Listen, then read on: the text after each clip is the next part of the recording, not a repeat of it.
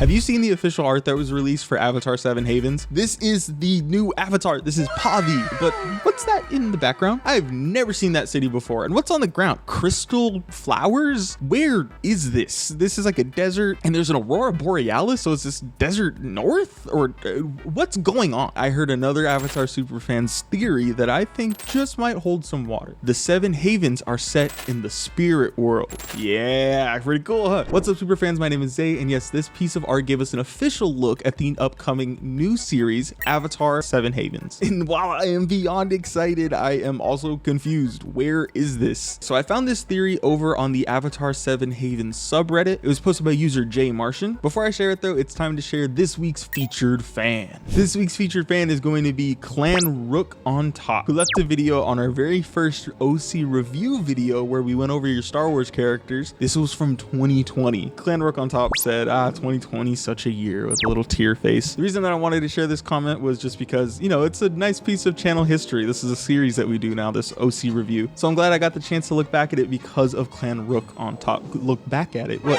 Pause.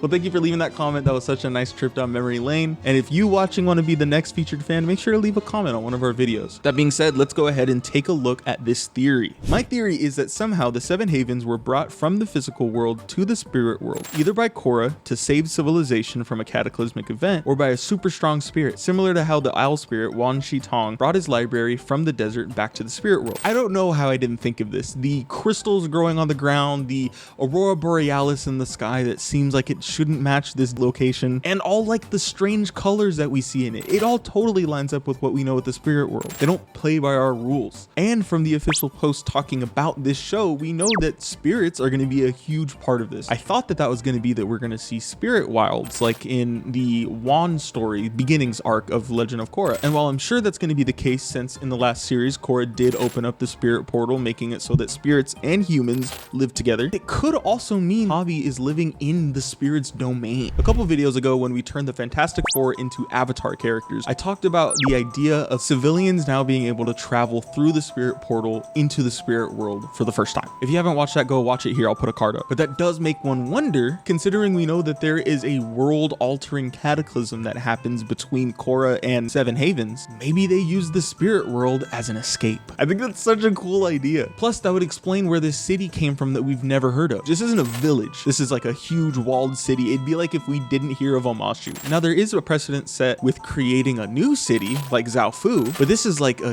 huge Omashu level city. So to just completely not know about it, it either has to be that it was unearthed in some way or that it's somewhere we haven't seen before. They go on to say this would explain the drastically altered landscape and more vibrant colors. And then this is a part that I think is really interesting. The twins could be going on parallel journeys separated by the bridge that connects the worlds, the physical and the spiritual. Now that I think is really interesting. Now, there are rumors, despite my initial reaction, there are rumors that Pavi might not be the only avatar. We know that she's going to have a twin, and there's rumors going around the community that she and her twin will both be the avatar. Now, I was very outspoken that I don't want that to be the case. I did say that I trust the Avatar team, that if that's what they're going to do with their story, I know they'll do it well. But I was very apprehensive to that idea. But what J Martian is suggesting here is the idea that the spirit world and the physical world each have an avatar. That's a pretty unique take. I'll give them that. That's pretty cool. And then we see somebody else responding in the comments saying, oh, I wanted to publish this theory myself. My own take is that the real cataclysm happened in the physical world, and the Havens, which were only colonies in the spirit world. So this is making an assumption that when the spirit portals were opened up, that people did start heading there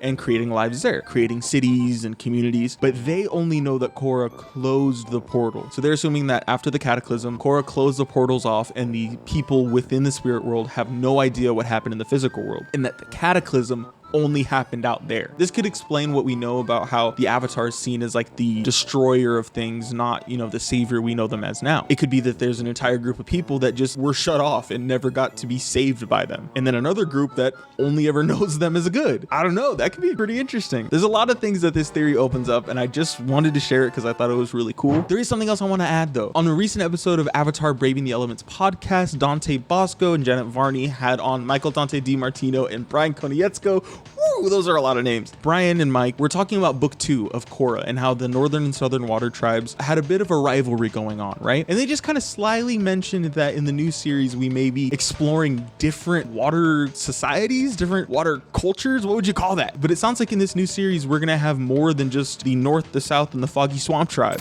The water tribes there's 2 of them.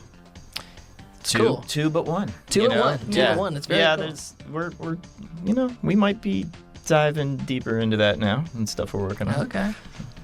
Interesting. And yet we won't talk about it. So to all my waterbenders in the audience, be excited because we're going to get some new stuff for you, it sounds like. That's all that I had for you. I just wanted to share this really cool theory. I really hope you enjoyed. I mentioned the waterbenders in the audience, but let me know what nation you're from. Are you a waterbender, a firebender, earth, air? Let me know down in the comments below. I want to see how many we have of each one. I feel like we've got a lot of like creative people, and that feels very air or water to me. So I feel like we'll see a lot of that. I myself am a proud air nomad, but let me know what you are down in the comments below. I had so much fun sharing this with you. If you had a good time, make sure to leave a like below. It really helps out the channel. And while you're down there, make sure to subscribe if you aren't already. All you got to do is hit subscribe and you'll automatically be joining the Super Fan Society. We are a super cool group of people that love to talk about the things that we are super into, and it would be super awesome of you to join. So make sure to hit subscribe. That being said, thank you so much for hanging out with me. I will see you all next week with another video, but until then, stay super.